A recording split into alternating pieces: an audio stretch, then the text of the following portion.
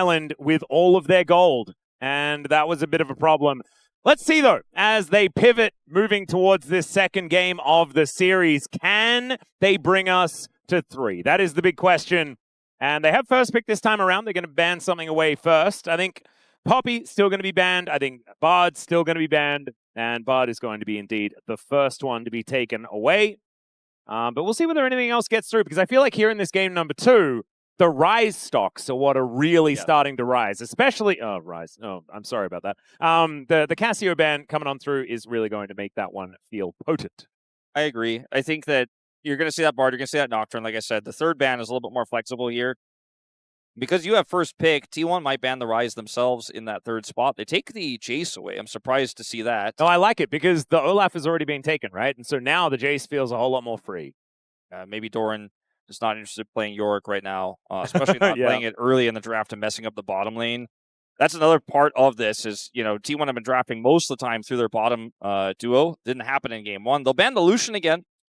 So not going to be that bottom duo. But with no Nocturne, I think Lulu probably pretty low stocks here as well in this one. But we will have to wait and see. I imagine it's going to be a Ryze ban for T1. I would hope so. Otherwise, I feel like that should be the first pick here for Dplus, unless they have a different idea, and it's CV Max. He often has a different idea. But the Syndra is going to be the choice. That's very ShowMaker flavored. Yeah, it's starting to feel like that Ryze first pick is getting better and better. ShowMaker's like, just checking, that's real? We're not remaking the draft. It is ShowMaker, so I understand the respect given with this Syndra ban, but I do think the Ryze was a better choice. Instead, they're going to look for the Ezreal. I respect this, because Peyz is ridiculous on the Ezreal, and Smash has had some great performances on this one. It was part of the reason, I believe, if memory serves, that they were able to win EWC. Yeah, it is. I mean, remember, he had that true shot barrage. That was it. I lost my voice into Gen G there. The Ryze will go over as a result, though. And the other thing is that it's Faker's Ryze. So that's... Yeah, he's pretty good at this one. Not in the pros column for Dplus, I would say. I don't think this is a good idea this early in the draft, but if you want to have fun, then it's a good idea. Yeah, I think this is a hover, and I'm not going to get baited. I'm not going to get baited, Wolf. They're going to lock in Pantheon. And this is exactly what happened yesterday, and Valdez called it out. He's like, no, pick Pantheon, and then they immediately switched to Pantheon. They get I wasn't brave Pantheon. enough to do it. And you got Ezreal. You did. And now Lucid is going to give the return hover. There you go. And then pick Jarvan, probably. But we'll see. Lee Sin also available. I like the Lee Sin option. It looks like maybe I don't know whether Lee Sin Talia feels that good. Yeah, I don't think there's a mid pairing right now left available that you like with the Lee Sin. Yeah. So instead we're just going to grab the Ezreal Karma before that can be taken away. So you're winning bottom lane. You know that much. Well, this is the thing. We saw this picked yesterday, and it wasn't actually able to be played through. And it was largely because on the other side of the rift, there was a Caitlyn Bard situation. This was game 1, KMDRX versus BNK Fearex. And it didn't work, but we'll see whether Dplus can play to it a little bit better than what we saw yesterday. Is Keria... Okay, we had Keria on camera. I was like, is he pulling something out weird here as a counter pick before the second phase? I don't think so. It'll be Doran's most played champion of the tournament in Ambessa. So and now they get to protect both of these picks with a ban each, or they could go all in to protecting one of them. I'm starting to wonder, though, what is ShowMaker going to play here? We saw Lissandra yesterday. I think that works well with the Jarvan, but I don't think I don't think it works as well in an Ezreal comp either. Yeah. I feel like you kind of want to have a hyper carry. I think ShowMaker could play Ahri here, but like you said, then you don't have the hyper carry. If they're planning on just picking Victor here for ShowMaker or something like that, I know he's been great on the Victor. I just don't think it's going to come together the way they want, because they're playing a double globals here. They need something that's powerful, something that can control the lane. He's going to play Talia. He's going to play Talia. That's what I have in my brain. That's what the voices are telling me, because it can sort of match the globals. So the ban on the Nautilus prevents a Nautilus misfortune lane, which is one of the only lanes that can kind of, fight its way out, I think, of what's left available here. Maybe they ban Nautilus and Lulu, and they're scared of the Lulu in this draft with the Ambessa there, but I wouldn't mind it. I feel like the Lulu could certainly work. I don't think you have to ban Vayne here to protect the Ambessa, but they probably will. I feel like a Vayne ban feels like the tax that should be paid. Oh, but the Talia is coming out. They knew it. They had the voices too, Wolf. They knew it. I feel so much less alone. It's beautiful. Okay. I feel like you could look at it two ways. You could be like, oh, I guess I'm not the smartest one. I'm not the only one who knew. But I think also you just look more smart now. Hey. They also knew. I'm not smart. It's the voices, Wolf. Oh, okay, the voices were smart. So is it a Lulu ban, or is there another play here? Is there another plan? Maybe Caitlyn? Because Caitlyn Lux is scary. We don't want to deal with that? I wouldn't mind the Caitlyn ban, actually. But Yunara going to be taken away instead. Not even going to worry about the whole Lulu angle. They're just going to ban that Yunara away. Now we're going to reveal half of T1's Peyz bottom is lane. like, it's not that meta, but I once beat this very team playing a lot of Zeri. I don't think he's going to play Zeri Yumi? Zeri Lulu? Lucian Nami? Oh, God, no. Lucian's banned, and they already picked Ezreal, but Valdez is safe. However, I don't think that's necessarily going to see. I think they should have banned Caitlyn here. I mean, Caitlyn Lux. Keria. Caitlyn Lux feels pretty good. It's Keria. They have point-and-click CC with the Pantheon to set up bindings. And they don't even need to set up bindings. It's Keria. He just hits him. He's true. Ridiculous. But let's see what Dplus are going to have as the answer. Vayne feels pretty good, but you don't have great engage. You only have the Jarvan. If you want to just play Vayne into this, it's risky. You could pick Gnar if Vayne's confident into it. Like, ooh, the Aatrox actually goes pretty hard. I kind of like that pick the most. I didn't really have it in mind, but it's a pick that allows you to brawl with this, Karma setup. I like this pick a lot here in this draft. I'm kind of into it, especially with the fact that you have the Karma there as well to speed him up, get him into position. ShowMaker does like the Anivia matchup into the Ryze, but I personally like the Twisted Fate. Allows you to play to the globals, exactly right. And it gives you the ability to have one more piece of engage in a draft that's running a Karma. I think that Dplus really fixed this draft. Like, I didn't think they were necessarily going to be able to figure it out once that Talia was banned, but they were able to do it. And I shouldn't have been surprised because it's ShowMaker, one of the most iconic Twisted Fate players of all time. I don't think Caitlyn needs to shoot more far, but Keria disagrees. You do shoot ridiculously far, and that's kind of good. But you also have the ultimate. So when ShowMaker does show up and throws out the gold card, there's an option, but instead Keria is going to provide the fans what they want. That's what the crowd wanted. Oh, yeah. That's what we wanted. That's what we expected. As the draft comes together, I think with T1, they made all the obvious choices in this draft. Like, not one pick from their side was surprising. And for us, I think we were somewhat surprised by the Aatrox to come out for Siwoo and then ShowMaker pulling out Twisted Fate because they're less meta, they're less common. But with these players and their mastery on them, it makes perfect sense. And Dplus, I think, not only ended up getting a really nice draft here, but a draft that works incredibly well for these 5 players. I mean, Smash on Ezreal, Career's Karma has been very good. It is a volatile bottom lane, but it's a tough one for them now. They put so many resources in that Karma and still walked into the Caitlyn Lux. And they can win it anyways. This is the thing that's really interesting to me. Like, I just hope that we're glued to the bottom lane for like the first 10 minutes. Because I think that is going to show so much about how this game is going to go. Because Dplus put so much into the bottom lane winning. And Caitlyn Lux really does struggle to lose in the early stages of the game. And I feel like Ezreal Karma are really going to have to play perfectly in order to make this one work. And I find that weird to say, right? Because it's such a powerful lane. You thought you had the free win. And, and Peyz and Keria said no. And the way Peyz and Keria play this is just so incredibly oppressive as well. So I cannot wait to see what is going to happen there towards the bottom side of the map. Let's get onto the Rift for game number 2.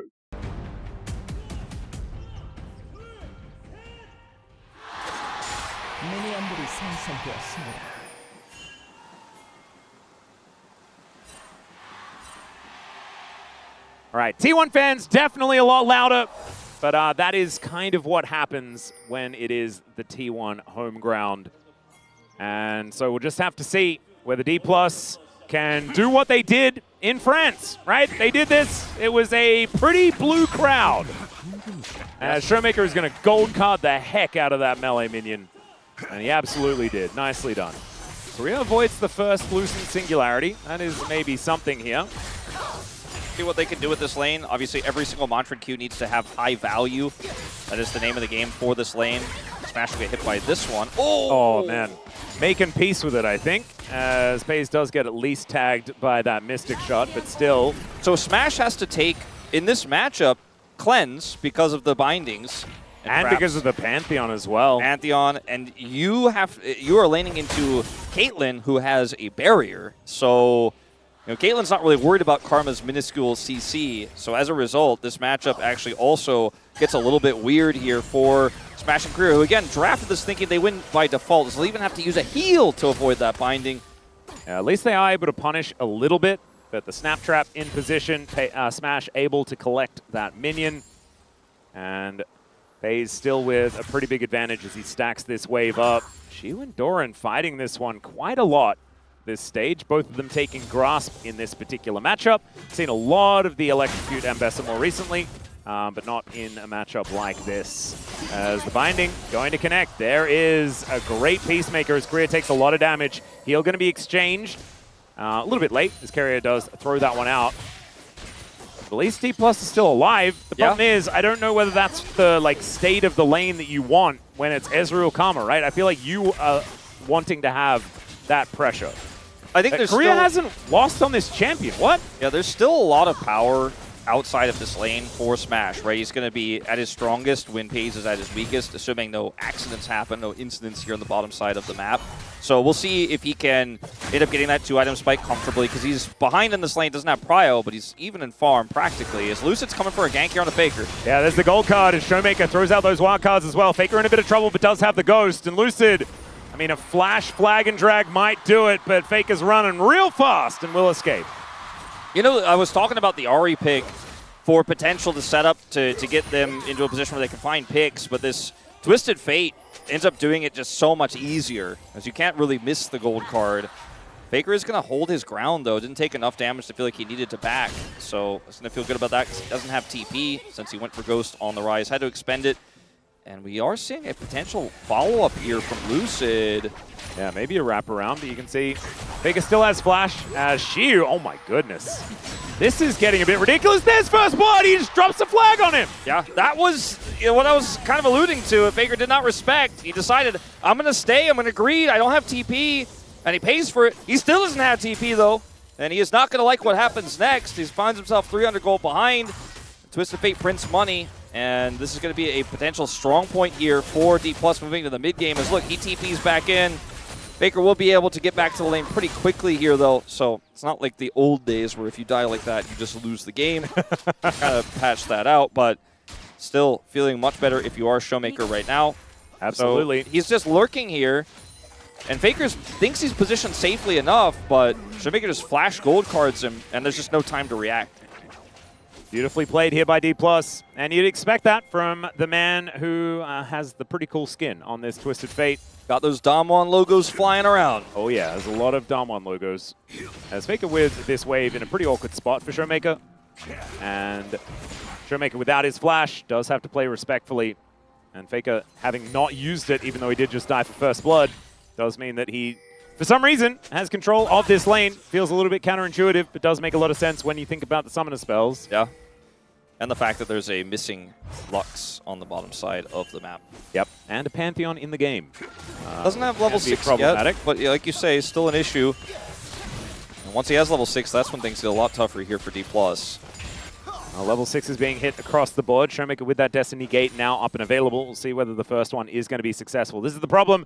They have one global, and the bad guys have two, right? And so if you're a Dplus fan, I think it's going to be how well ShowMaker uses this in order to guarantee a very fast kill before the rest of the cavalry from T1 arrives. Smash, obviously going for a different build path because he's Ezreal, but has a little bit of extra combat power here with these long swords in his inventory, and they've turned this lane around a little bit, so getting back a lot of control here. Peyz has the Greaves, so it makes it a little bit easier for him to dodge these, but he's not dodging them. Yeah, that's a lot of damage, as now you've got a Jarvan here to deal with on this bottom side. Yeah, they expect the Pantheon to come down. He's playing defensively rather than looking for an aggressive play. He's down flash as well. It's going to turn to a bit of a scuttle contest here. Even though ShowMaker doesn't have prio, he does have that ultimate you mentioned, so if we have an extended fight here, it's going to be a close one as Oner goes in first. Yep, should be the 2v2 as they look for Faker. Gold card comes out once again, but Lucid's in a bit of trouble. The flash gets Faker away, and now Lucid's going to be taking down Faker. Grabs the kill. Keria trying to take the Pantheon for a walk and will save ShowMaker with it, but that is still a big win for T1. And it's the flash advantage you talked about earlier. That's the big difference maker. The whole time I'm watching that fight, I'm just thinking, but Faker has flash, so what are you doing? They spent so much resources trying to kill this Ryze. So many resources are expended, but he just flashes the wall, and the fight is lost for Dplus in that instant, as it's a fast rotation up from Keria.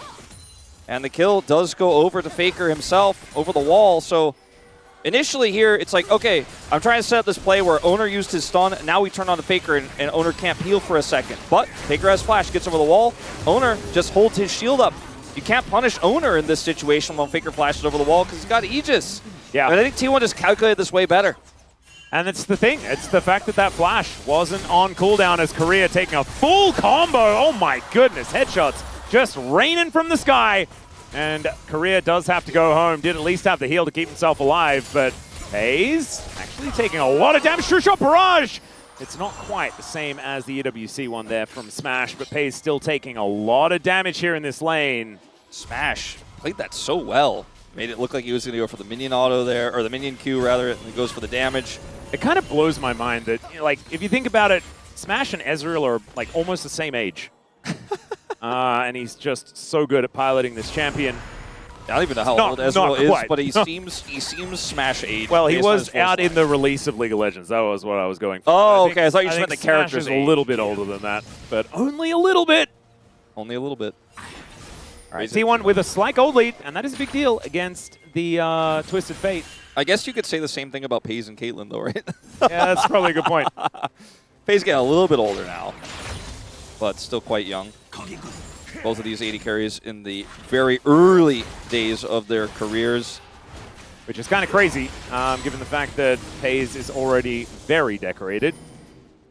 He still has one of the most ridiculous records in International League of Legends with the most kills in a single game. And the most pentakills of all time, which is just ludicrous. Yep, he's that guy. He is. As we are going to have a bit of a gank up here topside. Siwoo has flash and his ultimate, but won't do him too much good if he gets hit by the binding first. Keria has flash if he wants to try to employ it. Doesn't need to, though. And even Ryze coming up. Yeah, Worldender coming on in here from Siwoo as he does look to lock down Oner. That is going to be an easy kill there as Siwoo looks to turn it, but it's not going to quite be enough. Peyz able to lock him down as ShowMaker does cause the 1-for-1, but he does have to use his Destiny Gate in order to get up here. Doran not in as much trouble as it's only Keria and Smash down here, but Lucid's going to show up.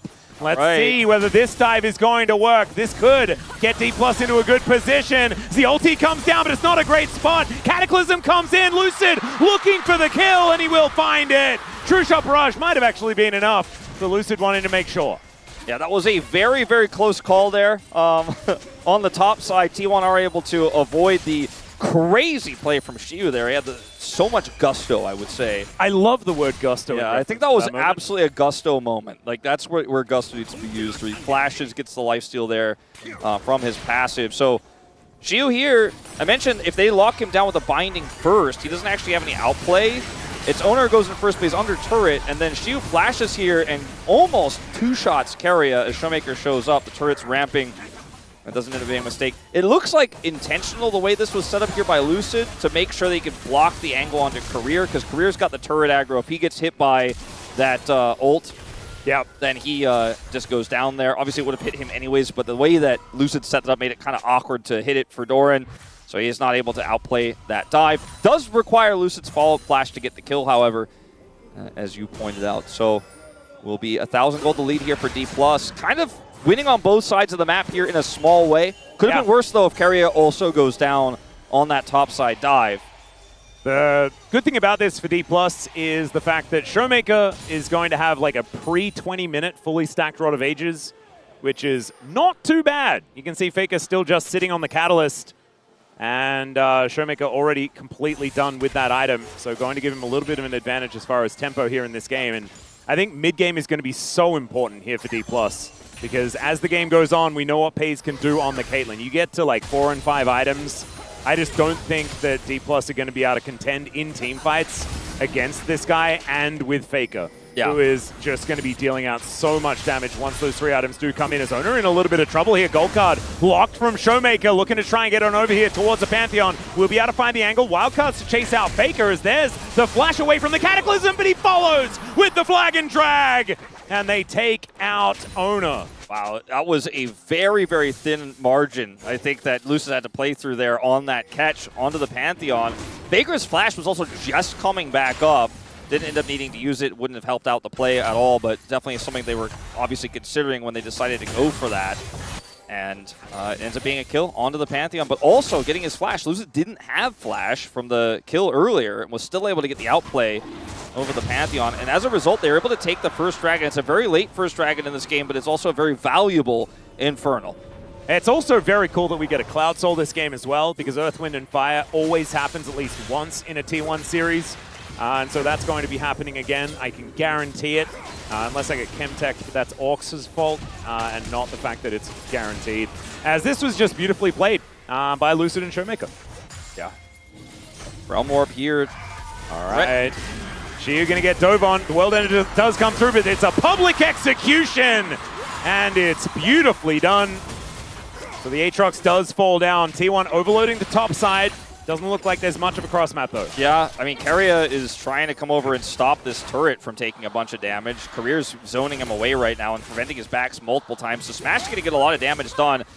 It's a bit of a race here for first turret, but even with these Essence Fluxes, I think it should go the way of Doran. There on the top side. He's got a full wave on it. He has 3 grubs, so they will not get this first brick. Baker's going to come over to defend anyways. Now, this is an aggressive play from Lucid in the jungle. Yeah, going very aggressive towards Oner right now, and Oner is in a lot of trouble. I don't think he's going to be able to do anything about this, as Doran might be able to rotate down. He is trying to fight it. ShowMaker's moving up, though. Ace in the hole, and Lucid is able to get the slam dunk down and take out the Pantheon. Still, Peyz is moving up and has Doran in tow. Lucid, can he get a flag and drag out? The answer is absolutely no. And Doran is able to lock that one up. So a 1-for-1 trade in the end. Definitely. They're having a tough time, but I think it's still fine here for T1. Absolutely still favors T1 on the trade, I think, though. It was so close to being great for Dplus there on the catch. Here, I mean, this is just so clean. They chase him away. He has to ult. And then watch this angle here. Faker flashes forward as well, just to make sure they have the lockdown they need. And then here, this is the attempt. But ShowMaker doesn't have ult. If ShowMaker has ult here, then he can just come on top of Oner and blow him up here with that ultimate. Instead, it's Peyz who's actually able to impact the play first with this ultimate. And yes, with the Cataclysm damage coming through, he still bursts Oner down. But ShowMaker awkwardly flashes here, and then Doran shows up. And yeah, that was not the play they were looking for, unfortunately. Yeah, it was almost, Lucid making the great escape, getting over the wall, getting himself out, but not quite able to do so. Now Doran does have the Eclipse built up, also has a bit of heal deny as well, which is great into the Aatrox. So they're feeling better in this matchup, and especially now with that kill, the assist, moves to about a 900 gold lead versus Siwoo. I feel like Siwoo's going to be pretty happy, though, in this game. Wants to be in the thick of things in these team fights coming up. And him and Lucid really are going to be the bash bros here in this game. Let's see if Career can control Prio in mid right now and push this Caitlyn out of the lane so that Lucid has a little bit more agency as flashes back up. I think that's one of the angles they have here to, deny Peyz a little bit of farm, start whittling away this turret, turn it into a Herald take. I mean, right now they have so much Prio. It looks like Career is able to, at least on the initial part of this exchange, start to get the advantage there in that mid lane. ShowMaker's ult's coming back up, but he's very far away. Yeah, it's not quite going to be enough. Does have level 2 in the Destiny Gate, but not quite finding too much more than that. So 5 levels in his Rod of Ages as well. Faker only on 1, as he built his a little bit later. 725 the gold lead. But the biggest lead in the game is Lucid right now on this Jarvan. Let's see what he can make of it as we hit this mid game and hit those power spikes that we were talking about for Dplus. I think so much needs to happen in the next 10 minutes for this red side team in order to get a big advantage moving into the later stages of the game. They also just dropped control over the Herald as well, over to T1. I think this was the step 1 of how to get that done in the first 10 minutes. And now they're zoned out by Caitlyn traps. Yeah, and we might see a late contest. Headshot. Yeah, that late contest is coming in. The Destiny has been popped. That gives them full information as to what's happening here. Lucid picks up the Rift Herald, but let's walk past. And T1 will just back away. Flag for information. And ShowMaker still just trying to hold on to this bottom outer turret. Yeah, he dropped his ult down as well for more information, too, on that play. And I think that was part of why T1 decided, you know what, I just don't like this. They know everything. And it's a really risky fight because the Aatrox had that topside prio to come in faster. And ultimately, Dplus, they played a pretty fine line with letting that Herald prio go for the backs, but they did end up getting back control. Securing the Herald, though, still have not been able to do just yet. They will clear this wave. And in fact, I'm not going to go for it right now. ShowMaker's going to TP bottom side, and the Herald lives to sit in the Baron pit of another day. Yep, and that is a lot of damage onto Keria, but not quite going to be able to finish him off or anything like that. With this wave that does move in. Mikhail's first for Keria means it doesn't have Shirelli as well, whereas Career does. So that's actually really valuable in terms of what they can do in a snap fight. ShowMaker finding a fair bit of damage here on to Doran, but now Siwoo is in a little bit of trouble. 1v2 versus Faker and Oner, but that Sundered Sky plus being Aatrox is going to get him so much healing. And without the Ambessa there, without that Executioner's calling, this Aatrox is at full power. ShowMaker doing a lot of damage, like you said, pushes Doran out of the bottom lane. He gets that turret. They're pushed out of the mid lane as well. Peyz is because Keria went up to try to final spark on that attempt on the Siwoo, which failed in a 2v1. And Dplus gets so much map control everywhere as a result of it. They're winning top side, they're winning mid, and they're winning bottom side. So now they're going to be able to get that Herald without even a team fight here. This is exactly what they're hoping for. With all the damage that Smash is putting onto this turret with the help of Career's Mantra Qs and the wave push here, they should be able to actually get the turret. See if they want to do that, though, or would they rather use a Combat Herald on Dragon? The choice is theirs as second Dragon here has spawned. Oh, Peyz walking up. Pretty dangerous into this Ezreal, but doesn't quite have 2 items just yet. Probably sitting on the gold for it, as T1 now getting into position to fight for this second Drake of the game. Dplus claiming the first one, and if they even out the Drakes with the late first Dragon pickup, I don't think we're going to be seeing a Soul, maybe never in this game, but also not for a while. Okay, that's... Yeah, Destiny Gate to come on through here, as Peyz does get himself out of the way. Keria with the heal for the movement speed. Yeah, that binding doesn't hit, and they just didn't like it. They did not like it. They backed away with ShowMaker having a level 2 ultimate. They decide it's way too much control that Dplus are holding right there. They decide to leave, which is the correct call. Baker is 5 minutes behind on the Rod. You can see he's down a level on this top laner, has his role quest completed. And so as a result, he's just not really... He's clearing the waves and he's not under kill pressure, for example, but he can't really control that side of the map very well, as Siwoo's just having a great game. Yeah. On this Aatrox. He's 0-2 because he was the focus of many of the dives from T1 in this game, but it allowed the Ezreal on the bottom side to kind of freely have control. And this Caitlyn, who won lane technically early on, isn't necessarily really at the point she'd like to be at. 300 gold lead, has second item IE, but this is the scary part of the game for the Caitlyn when you have 2 Sundered Sky. Oh, Ox, man. It is what it is. It was my Earth, Wind, and Fire. That's all right. It's not a good omen for T1 if it's not the Cloud Soul here. I mean, Chemtech Soul on an Aatrox, that's what I'm scared of. Not to mention the fact that this Karma will be all buffed up by that one. I think it's a kind of cool Chemtech angle. But we'll just have to see whether we actually get to it, as it is still relatively late. 4.5 minutes until that soul point would be available. There's so much damage at this moment for Dplus. Like, they're at their strongest right now. 2 item spike on the Ezreal, about to have 2 items on Aatrox. The Sundered Sky double here for brawling in team fights. They want to fight wherever they can all the time. And I think with ShowMaker having this lead, he's going to be the one who wants to set up. They're going to start pinching sides. They're going to start playing through, okay, Faker thinks he can just free farm. I don't think so. That's not allowed anymore. They're going to try to punish Doran if he's trying to push up too far on the wrong side of the map. They're on the top side right now, and T1 are scrambling to try to defend against a potential gank onto Faker. Yeah, ShowMaker in a bit of trouble, though, as Faker and Oner are looking for him, but he does just walk it off. Lucid making his way in. ShowMaker very, very low as the Realm Warp looking to try and deny. Gold card in hand. Lucid in a lot of trouble as well. The members of T1 are just everywhere as Lucid's able to escape. ShowMaker taking a long time to die, but ladies and gentlemen, he will, and down he will go. But in the meantime, Siwoo is taking the bottom outer turret. We've got Smash in mid, and now T1 are looking for this Baron in full vision of Dplus. Yeah, Dplus don't have anyone over here. I mean, Keria is coming over. There's a trap wall set already. Smash is going to be able to walk his way through. Public execution is a little private this time around for Doran, as Oner taking so much damage from this Baron. We need Orcs to tell us which Baron it is. Yeah, I don't think it's the Huni. I think it's Terry. I think it's Terry, and Terry isn't that scary. He's not scary, Terry. He's just Terry. I haven't fully embraced the Baron jargon yet, so I don't even know what that means. No, neither have I. I just like the naming. I think it's any Baron is scary enough right now to push T1 off of it in this case. So they do leave. And I think Dplus actually went on the exchange, right? They got that bottom turret. They got most of this inner. They had that huge push with Smash. They still have Rift Herald, and T1 got a kill onto ShowMaker eventually, as well as a flash, I suppose. But that was the Dplus were better set up on the top side of the map, and they instantly make the call when these ults get dropped. Like, okay, we can't save this. Let's just push.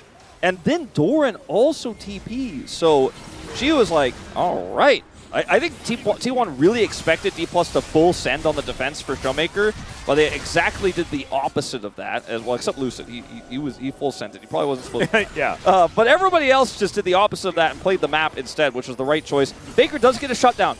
It's a lot of gold. Yeah. And he now has his Seraphs completed, looking towards that actualizer, and that is when the Ryze gets extraordinarily scary. I just keep thinking back to Zeka versus Chovy yesterday. Zeka had such a good early lane, but it didn't matter. Chovy was Ryze in the end and did about a quadrillion damage, utilized Realm Warp incredibly effectively, and it led to a pretty comfortable win for Gen G in the end. And Faker, I think he's got the brain to make these Realm Warps work. I'm just going to use this Herald here to set up a dive, I think. And there's Pantheon ult available here, but he can't get access. Yeah, you can see Doran going to have to try and dash out of that Cataclysm, but Oner's just going to make his way up, just going to dive into Shelly as Doran gets knocked up as well. Lucid looking for an angle as they get on top of Oner. True shot barrage, but it's actually Lucid that grabs the kill onto the Pantheon. Doran left alive, but the turret is in ruins, and they've lost their jungler. Not entirely sure what the objective for T1 was there, because I know the T1 motto, which is it's written right underneath the circus banner every time, is every fight is winnable. But They could have just let the turret go, and Doran might have been able to get away, and even if he dies, it's okay, but you don't want to give more. They end up giving the Pantheon. I thought you were going to say together as one. I mean, that would have also kind of worked. Yeah. Hashtag brotherhood. or in the past, for some reason, being. We still don't really know what that was. Yeah, that was a bit above me, I think. I think it's kind of like the whole 6-7 jargon. I'm just not quite there. They were ing, I guess. I mean, maybe being ing means the winning worlds. Maybe it's a reference to the Australian bank. We have an ING bank. Yeah. Is that an Australian one? I've only seen it in Australia. I don't know, actually. It might also be New Zealand. I have no idea. I should probably not talk about things that I barely know about. I haven't been in Australia for quite a while. Anyway, I don't know why I'm talking about banks. Game State post the Herald play is better for Dplus, right? They end up getting that money. Yeah. They are going to have a lot of bottom side control for this Dragon. It looks like T1 want to threaten another Baron play, though, instead. ShowMaker has ult and TP, though, so she been spending a lot of this game just free farming, which I guess if your T1 makes you feel pretty good because he's not fighting you in a brawl where he's going to be at his strongest now that he's got Hysterics online. But he eventually, I mean, if you're not getting anything topside, eventually he's just going to get too much money.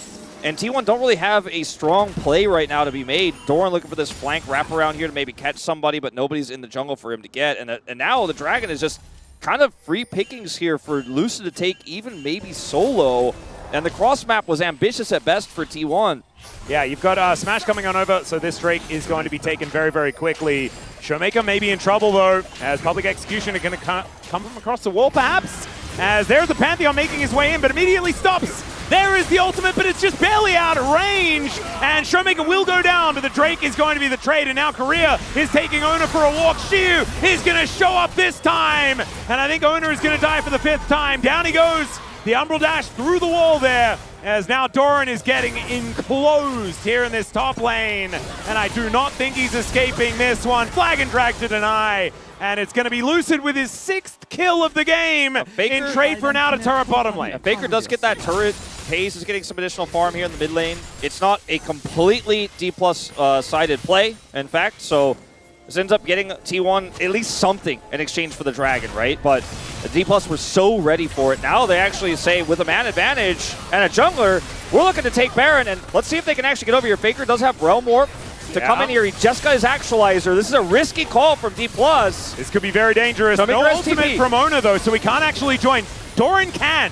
He can get back here very, very quickly. The teleport does come through from ShowMaker as Keria's in a bit of trouble. Has to flash away. It couldn't be a 50-50, though, because there's no Pantheon in the pit. Down goes the Baron, and DK look to escape and trade only Keria for it. And Dplus are playing such a good map game. Like, I don't even want to call it macro. They just know what's going on the map at all times, judge the situation incredibly well, know they have the damage. Would you say that they know what they're destined for? Wolf? Yeah, I would say that. They have a gate, perhaps, that they are able to open and see the future? I think I would absolutely say that, yeah. Beautiful. I mean, for me, the whole point, I hope we get this moment here. Watch how quickly, ShowMaker, by the way, he's 100% aware.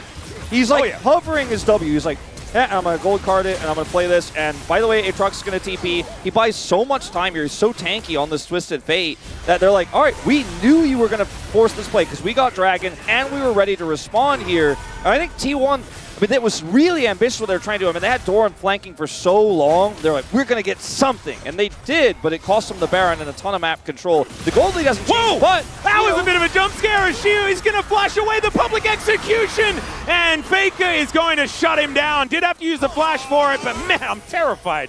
I need to be really careful getting out of these replays. But yeah, they do have a Baron. They are going to push down this mid lane. But with that pick, it might help subdue, perhaps. I mean, it helps them from, prevents them from having 3 pushing lanes here during this Baron, but I think they're going to get 2 turrets off of this. Yeah, this bottom situation is a bit of a problem as Lucid going to get chased away. I mean, you don't have many options as T1. Doran's getting a lot of money here. I mean, T1 have gotten a lot of gold, but they haven't gotten map control. Let's see if the world's shortest gate comes down for ShowMaker, looking to hold Doran in position. He's going to try and teleport away, and you know what? He's going to be successful. Out he goes. ShowMaker is going to lock a red card, unfortunately. Didn't have time to wait for a gold. And so out goes the Ambessa. All right, so that's a win on the escape, but what I was trying to say before they went for that big play is the gold has stayed really small here, the lead for Dplus. In fact, it's shrunk even down to sub 1,000. And T1 have been getting the money everywhere, but they haven't been getting the map control over these important objectives. So you can see the power play here is negative, actually, for Dplus right now. But they continue to push these waves, right? There's a lot of gold to be picked up on that bottom turret if it does go down here, as ShowMaker is very far forward. Yeah, public execution going to catch him here as Doran looks to get on top of him. It might have been a bait, though, as Final Spark is a support Lux, so it is not going to be ShowMaker taking too much damage here. Still, had to use the flash in the play. And 1 minute and 20 seconds. That is the timer that we're looking at here. As the kills are even, the gold lead is basically just TF. And the Rebel Baron power play is nothing. One day, you know, Aatrox will get the team fight. He's ready. Yeah, surely. 30 minutes in, he's like, yep, I'm going to team fight. He's on the bottom side of the map where this Drake is spawning. Maybe this is the moment. Maybe this is his time. No, he's going to back and go top side. I mean, if he has Death's Dance on this back, though, that is kind of huge. He might. I think he probably does. GA is done. There are some items coming in. The problem is there's an actualizer here for Faker. He's got an arm guard to break as well. And Peyz is so close to those 4 items that I was warning everyone. There it is. All right, so Oner doesn't have his ult. Doran's ult's going to come back very quickly here. It's 40 seconds to go. He can't make a play. They can't make a play to get Prio before the Dragon spawns, really. But if they can group here and get Faker into position to maybe be able to reposition the team fight, it's hard for Dplus to actually fight for this Dragon. Are Dplus willing to give this up is the real question, as T1 just kind of fight their way through this bottom side of the river here to get that control away. And this is the first time T1 have really strong control over the objective itself, and now Dplus have to kind of play it blind here. ShowMaker could ult for vision. Well, there's that teleport in. Death Dance in hand. Peyz gets his HP bar halved by that True Shot barrage, and look at Siwoo. There's a mega cone He's ready to team fight. Let's see whether he does make his way forward. Destiny does come through. Doran looking for a bit of an engage. Is into the back line. Goes Siwoo. Lucid gets the knock up onto Keria. Peyz trying to kite this Aatrox, but he's not in the team fight. The trap does go down, though. He might even be able to find this, but instead he is taken out. Doran tries to escape and gets gold carded into the grave. And Smash should be able to help ShowMaker grab the kill. There it is. 2 of the carries on T1 are now down, but the Drake was denied by T1. T1 do get the Dragon, but they lose the fight, and the gold lead is actually the biggest it's ever been here for Dplus, and it might get even bigger with this turret going down here in the bottom lane. Keria desperately trying to final spark to buy time, but this turret is going down. 2.5k kills here for ShowMaker. Congratulations for that one. And this is a really big moment for T1 because Peyz is fully online. You can see it in that last fight. The fact that they deny the soul. Oh, no. Oh, dear. True Shot Barrage. Fair bit of damage onto Faker, but a little bit less than I was expecting, to be honest. I don't think I accounted for that arm guard quite as well as I could have. Yeah, there's no Jarvan ult, there's no flash for Lucid, so Faker was actually in a pretty safe spot there, but decides to ghost just the same. This is a really intense game. Like, it really is. It's not over till it's over on this one because they get the secure here. Peyz plays this so well. Like, he's out of the trough. Watch him play this. He drops one trap that she was able to avoid, but here on the corner during his Q animation, he's not able to avoid the next one. Peyz gets a few more autos in there, and maybe it's actually the world. If this was a team fight, though, like, if anyone's able to CC Siwoo at all, right, like, he's dead, 100%. And like, DK needs to be, like, I guess, congratulated for being able to make that separation happen. Exactly. That was the whole point of that fight, is they had no eyes on the Aatrox. He was able to wrap around and get that backside angle. If he doesn't, I think T1 smashed that fight. So Dplus, they're not necessarily in a winning position just yet, but they do have control over this Baron pit. Yeah, ShowMaker does press the R button. Let's see what actually happens from it, though, as now ShowMaker going to turn up, looks for Faker. Oner taking some damage. The Aegis now on cooldown as Siwoo trying to press some buttons, but they're trying to hold him off. Oner sacrifices himself for the good of the colony.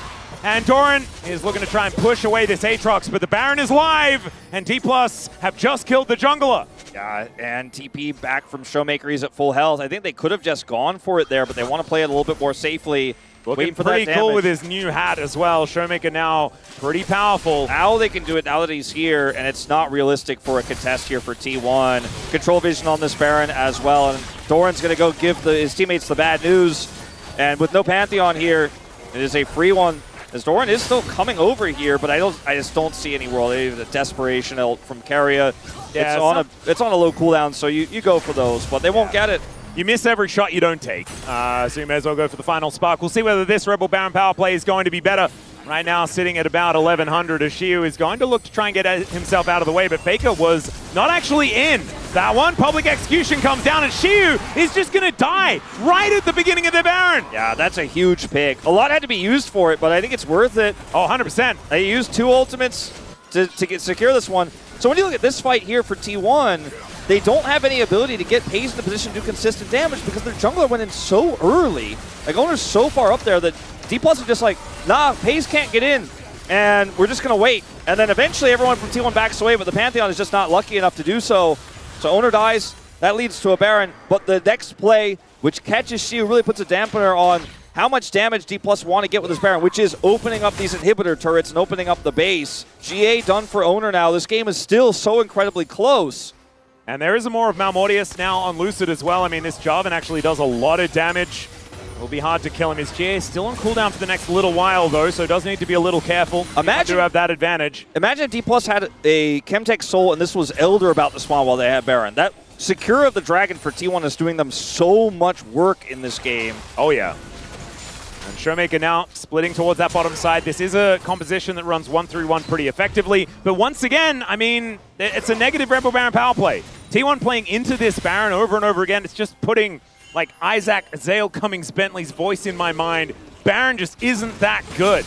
And it's kind of proving to be true here, as even with 2 of them, Dplus haven't been able to extend that lead all that far. With a Ryze and a Caitlyn, you have so much wave clear, especially against that mid wave, which is what Dplus have been mostly playing through, especially after losing their top laner, that it is not that powerful of a Baron here. Dragon's up in 25 seconds here. Peyz will have his flash soon, but doesn't have it yet. I think he'll have it just as this is spawning, which is huge for him, because this time they don't actually have that flanking Aatrox necessarily. He is looking for it, though, and now Doran trying to escape. ShowMaker with that gold card locked, and T1 moving so far away. My God, that True Shot Barrage is so much damage. Doran is out of here, can teleport back, Dplus just have to rush this down. They have to just rush this dragon down as fast as possible. It is a Chemtech dragon. It's not that tanky. I think they should be able to get it. Siwoo's still holding this flank. ShowMaker looks for the flank himself. He's like the big bad wolf, man. He's just lurking in the jungle, in the forest, waiting to grab them. That is going to be the Chemtech soul, only further buffing this massive Aatrox in this game. That was such a great way to set up for that dragon control as all. Oh no, Doran's just dead. He was trying to walk through that T1 door, and unfortunately just wasn't able to this time around. They could have TP'd him back into the fight, but he stayed, and ShowMaker zoned him away, and there was just no way to get to the dragon for T1. Dplus didn't look for a fight, they just looked for control, as Lucid's just going to do some trap clearing here and potentially set a bait, but I don't think there's really any follow-up to this. Yeah, it was just kind of wandering away from a few of the abilities that were coming in. Playing some defense, the ShowMaker here towards his top side with his Magi's now completed. Only 5 stacks. Oh yeah, and Twisted Fate, there is one thing that he does really well, and that is destroy turrets extremely quickly, especially with this build. You go Death Cap, you got a Lich Bane, man, you have all that turrets AP, do not last. But you were designed as an AD champion. It feels like in so many ways. With just auto. Why do cards hurt structures that much? Yeah. I don't know. But that is just kind of canonically true here in League of Legends. Yeah, I'm sure everyone's seen some YouTube guy like throw a card into a watermelon. It's kind of like that. I've seen a lot of those. They're great. They're pretty crazy. Dplus they've been doing such a good job of controlling objectives and not losing the game. They're 5 items, Wolf. 5 items for Peyz. I'm scared. They're not doing the risky team fight thing. They're not doing the forced team fight. They're doing the I'm near Peyz as Aatrox. You can't fight, and we win the objective. This gold lead has gone up substantially as they get more and more of these structures off the map, but they haven't done the lethal blow to T1 just yet. And T1 have such an incredibly strong team fighting composition. If they can just keep Oner grouped with the squad and use them as more of a frontline than an engaged tool, I feel like the longer fight is almost always won by T1 if they can get map control for an objective as Woo. This is not the time I want to see a pause. No, at least it's not mid-team fight. That would be the only time it would be worse. But hoping we can get a little bit of information as to why this is happening. Hopefully, like someone's mouse into the game battery in a couple of moments. And in fact, you can see there are some buttons being pressed. Can confirm. And here we are. So a brief interlude. I think Dplus have one more job to do, which is to secure either this Baron. I thought you were going to say kill the Nexus. Well, that's like what they do. They get to do that for free once they do the job. That's the reward for the job. So either get this Baron or get this Elder, right? And I think the Baron's spawning first will likely be what they get. If they lose the Baron and just defend, I think they're still in the strong spot. Oner's taking a lot of damage. He does have a GA, so he's not going to die from this, but True Shot Barrage through the base gate, not going to hit him. Good prediction of where I probably would have True Shot the same way, expecting Oner to walk down there, but he does not. As could have gotten a GA there, but you cannot be losing your jungler. That's what happened last time around, although it was, again, not necessarily his fault. It was set up there for Dplus. And Dplus are just playing this oppressive style where they have Destiny Gate to play through. They have this Jarvan with Flash and ult, who's incredibly powerful, has GA himself now. And he just seems to be a lot more potent in these fights. I mean, he's 4,000 gold up on his opposition. Speaking of, there it is. Dash Cannon does get ShowMaker closer to that gold card. Doran taking a lot of damage. True Shot Barrage is going to snipe him, but he is able to get himself out of the way. But Flash now down on the Ambessa, and the ulti's already used. I mean, that might just be like Baron Prio. That might just be enough. Siwoo has TPs pushing bottom wave right now, but could just TP in and they could just take this. If they get this Baron Siege, I don't know if T1 will be able to recover because that leads to Elder. And Dplus don't have to win a team fight to win this game. They just need to get these objectives. And they decide to pull off of it right now as Oner's walking forward on the vision. They might punish him. ShowMaker's got that gold card. Yeah, he's lining it up. And it is the final spark just to spot what's happening in that Baron pit. They do get the good news. The Baron hasn't been taken. The discipline of Dplus in this game is out of control. They're just not going to flip anything. I like how you say that it's out of control when discipline is about being in control. They're so out of control, well-behaved. They're out of control in control. It's the best. All right. DK, though, they still need to do something to push this advantage forward. Otherwise, T1 might just be able to outlast them here in this game. But Siwoo on that flank angle. And 1 minute and 30 seconds, and then things start to get complicated. Yeah, with an Elder on the Rift as well as a Baron. The ult for Doran is back up, of course. He doesn't have his flash anymore, but he has TP. he actually got a little bit of bottom side control there, which he hasn't had for a little while since Shia rotated up preemptively. Yep, she is level 20. Doran almost about to hit that mark. Here we go. Now we're looking for the engage. Keria with the speed up. And Faker not going to quite get on top of Smash just yet. Does manage to get over towards him, but has to go golden very early. ShowMaker, does he have the gold card? Faker doesn't have his life. And Smash is going to be able to take him down. There's that kill. And an overextension. And now Doran is going to suffer the same fate. No public execution for anything other than yourself, my friend. And Dplus have taken out the solo lanes.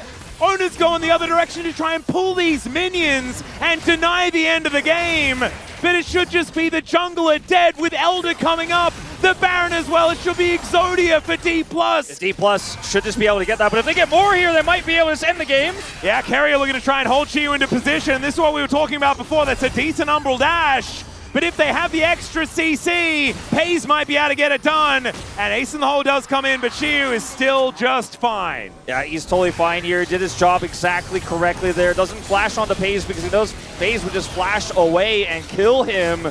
They get the Baron. Baron should lead to Elder, as we'll see if there's any way T1 can muster defense here.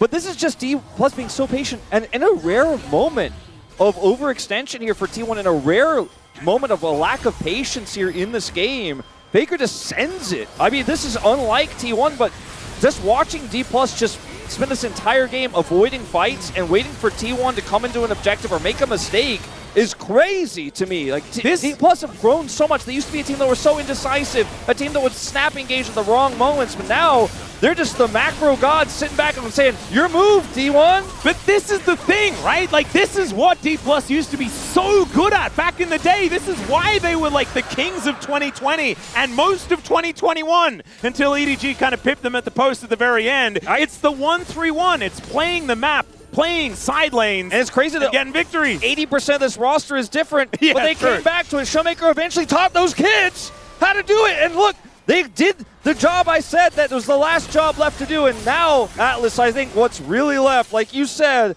is killing the Nexus. That's the last possible thing they have to do in this game. They have done their job. They have the win con. All they got to do is push to end now. We'll see whether they can actually do it, because this would be devastating if they were to lose here. 10,000 gold going to be their advantage this time around, returning the favor that T1 gave to them in game number 1. Now Smash is trying to find this next turret. And yeah, the counter siege is pretty good for T1. This is the third Baron of the game for Dplus and their first positive Rebel Baron power play. For now. They have Elder as well. Like, they have Elder, Soul, and the Baron.